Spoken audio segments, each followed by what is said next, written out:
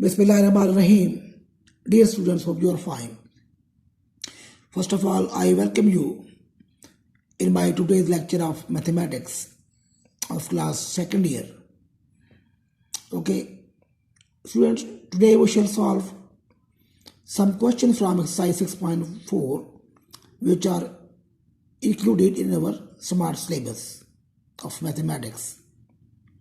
Okay, let us come to question number 2, part number 8. This says that find the equation of parabola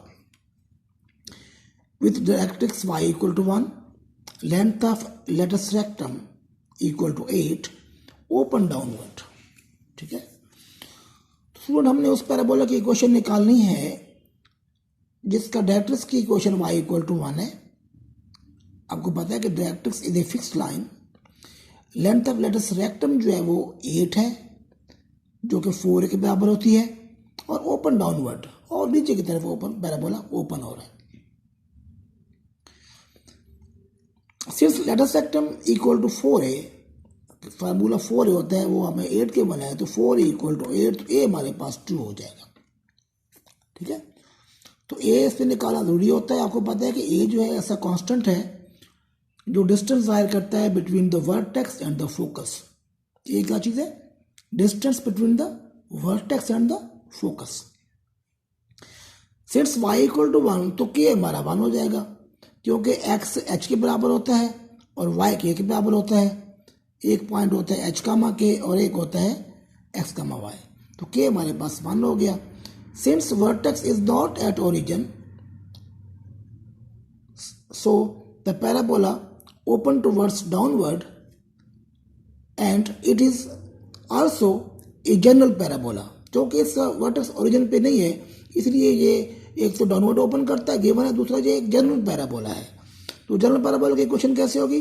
x minus H का square minus 4a y minus के. Minus 4a क्यों लगाया गया? क्योंकि parabola नीचे की तरफ खुल रहा है और long negative y axis open हो रहा है. और h और क्यों लगाए हैं? क्योंकि पैराबोला स्टैंडर्ड पैराबोला नहीं है. स्टैंडर्ड होता तो यहाँ दोनों जगह मैं 0 पुट कर लेता. अब a की जगह 2 पुट कर लें, जहाँ k है वहाँ 1 पुट कर लें, h की जगह h का आपको पता नहीं है, अननोन है, तो रिक्वायर्ड इक्वेशन पैराबोला क्या बन जाएगी? x माइनस एच का square minus 8 y minus 1. Okay, let us move to some other question of this exercise which is very very important from exam point of view. Question says that show that the ordinate at any point P of the parabola is a mean proportional between the length of the latus rectum and the abscissa of P. Very conceptual question. Students, समझना पड़ेगा इसको. देखें, किसी भी point के 2 coordinate होते हैं, एक x और एक y. आप स्टूडेंट्स अच्छी तरह जानते हैं कि किसी भी पॉइंट के 2 कोऑर्डिनेट्स होते हैं, एक x और एक y. y को हम कहते हैं ऑर्डिनेट, जबकि x को हम कहते हैं एब्सिसा. ठीक है, तो ऑर्डिनेट मतलब y के लिए आपने क्वेश्चन बनानी होगी. ठीक है, तो अब आप देखें, let the question of parabola be y square equal to 4x. ये हमने क्वेश्चन ले ली पैराबोला की, और ये आप जानते हैं कि this parabola will open towards positive x axis. और दूसरा, ये एक स्टैंडर्ड पैराबोला है. हमने स्क्वायर ड्रॉप किया, प्लस माइनस 4ax आ गया. 4a को अलग लिख लिया, x को अलग लिख लिया, दोनों को आपस में मल्टीप्लाई करना है. स्टूडेंट्स, अब आप देखें जरा गौर से, ये जो कंडीशन बनी पड़ी है, this is the condition of geometric mean. Geometric mean में से आप निकाल सकते हैं मीन प्रोपोर्शनल, क्योंकि आप जानते हैं कि अगर g square equal to a b हो, तो जी जो है अगर हम इसका स्क्वायर ड्रॉप करें तो ए बी बन जाएगा.